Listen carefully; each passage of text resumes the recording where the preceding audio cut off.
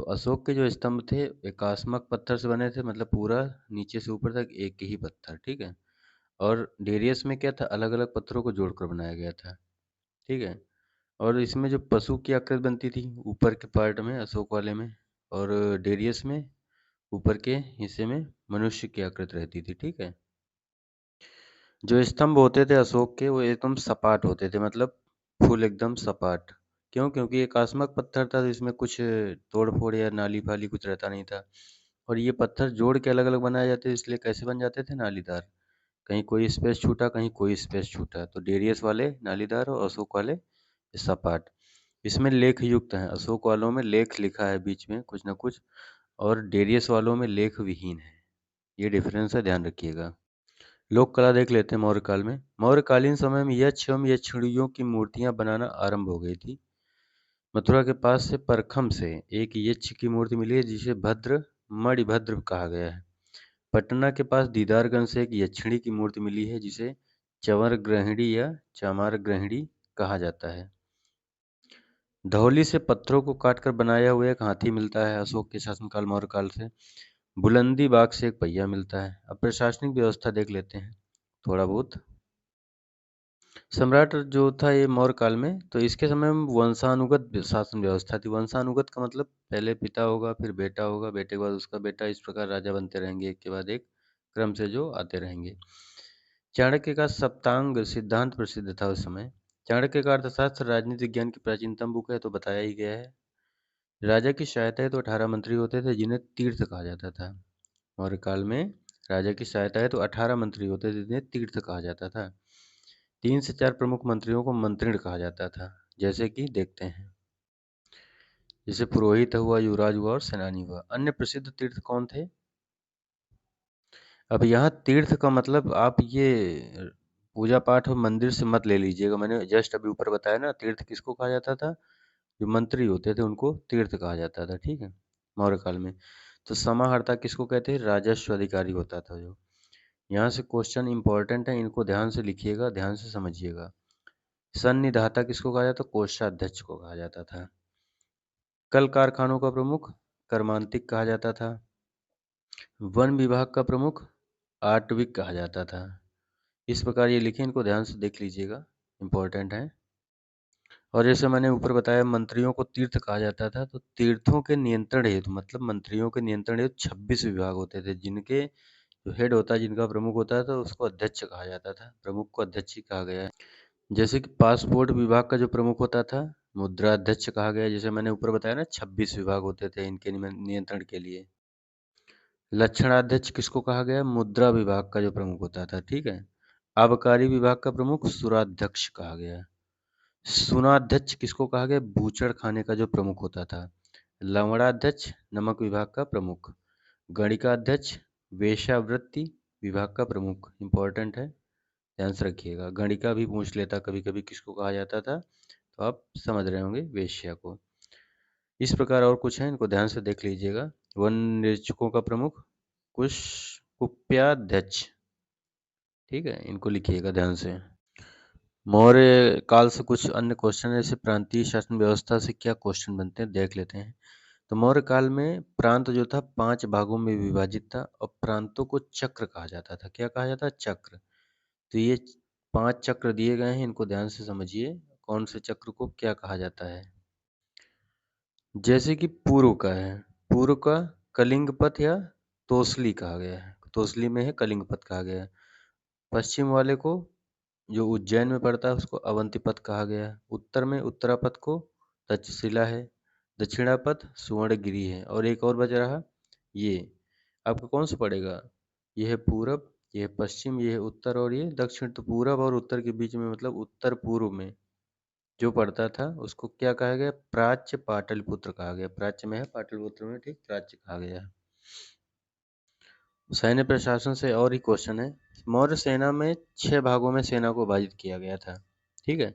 और इनके कंट्रोल के लिए 6 समितियां होती थी, और प्रत्येक समिति में 5 सदस्य होते थे। कितने? मतलब मौर्य सेना 6 भागों में विभाजित थी, और 6 भागों में विभाजित थी, और प्रत्येक भाग में कितने थे? 5 सदस्य होते थे प्रत्येक में, ठीक है। मौर्य सेना के कंट्रोल के लिए पूरी सेना तो बहुत बड़ी होती है, पूरी सेना कंट्रोल के वो 6 भागों में बाँटा गया और प्रत्येक भाग में 5 सदस्य होते थे जो उस पार्ट को कंट्रोल करते थे, ठीक इस प्रकार। मौर्य काल में जो सेना 6 भागों में बाँटी जाती थी, कौन-कौन से भागों में बाँटी जाती थी आइए ध्यान से समझिए। जल में बाँटी गई घुड़सवारी सेना अलग है, पैदल सेना अलग है, रथ सेना अलग है, हाथी सेना अलग है और रसद आपूर्ति करने वाले सैनिक अलग होते थे।